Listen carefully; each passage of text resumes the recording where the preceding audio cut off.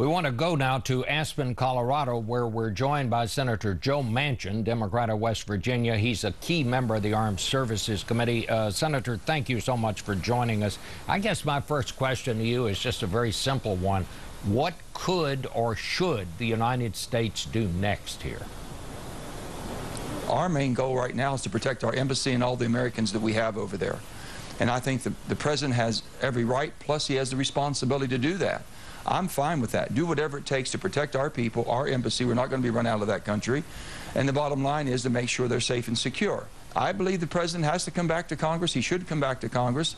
And I can assure you there's no appetite for us to get boots on the ground or go back into that country any way, shape, or form. But what do we do about ISIS, this group of terrorists?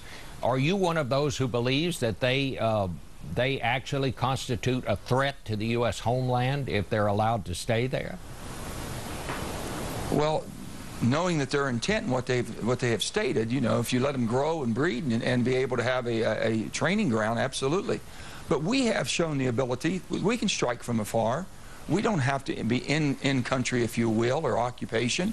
And that's what I believe, and a lot of my fellow senators believe the same. We have proven, and we've said this before, Bob, if military might or money would have solved that problem in that part of the world, and we could have made it better, we'd have done it by now. You're not going to change that. They are determined to have a Secretary of War, to have a civil war, if you will. We've got to make sure that we're not drawn into this taking sides, because we'll never get out. The bottom line is we've got to let them know, you show that you're willing to do harm to America or Americans, we'll do whatever it takes to strike and strike hard. Whether it's in Syria, whether it's in Iraq, wherever it may be. And that should be our goal and our mission. It's very troubling trying to get pulled in, and maybe we should be taking this side, or the request for $500 million. I have a lot of problems with that, Bob, and I, for one, would not support that unless I see other facts that would prove me wrong.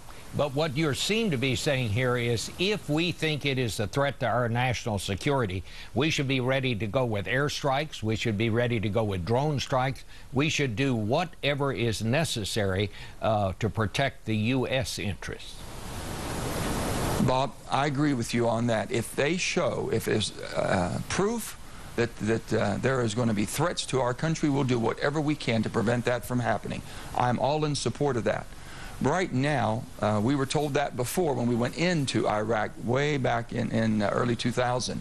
That didn't prove to be from what we were told. So right now, people are going to be a little skeptical on that. Do we jump back into this thing? We're concerned about our allies and friends in Jordan, very much concerned about that.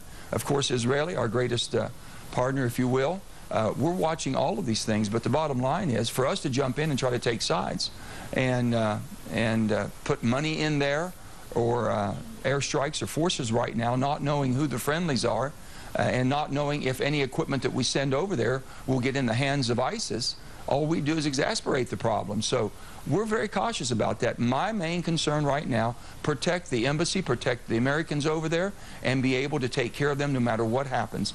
That's what I'm told that we're doing. I support that. If that's what they're doing, I don't support further aggression from from the United States troops, or our people being over there any other way, shape, or form, because I think the Iraqis have to take care of this themselves. We've spent enough time and effort and money. If Maliki does not broaden his government and become more inclusive, bring Sunnis into the government, is there any way that this thing can be resolved or that we can help?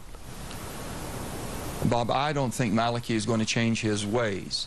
In 2011, he would not sign. He did not want us there. We left.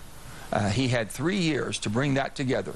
And I'm understanding our people had been speaking with him, working with him, kind of moving in that direction. It can be said now maybe we didn't push hard enough. You know, anybody can make an evaluation of what happened or didn't happen, but the bottom line is the man is resolved to do as he wishes and as he pleases, and he stayed with his sectarian Shiites, and that's where he wants to be. Until Maliki goes, I don't think you have any chance at all of bringing that together, and I'm not sure if it'll happen after that. I think the lines are going to be redrawn. I think that basically predictions that other people have made will show that it'll be a different area in North Africa than what we have today, and the lines that were drawn 100 years ago won't be the lines when it's all finished. All right. And we, for some reason, don't want to accept that. Senator, I want to thank you for a very grim assessment, but thank you for your candor this morning. Well, let me tell you, we're still the best country on earth, and we're going to take care of our people, and we're going to protect this country and the people here. All right. Thank you, sir.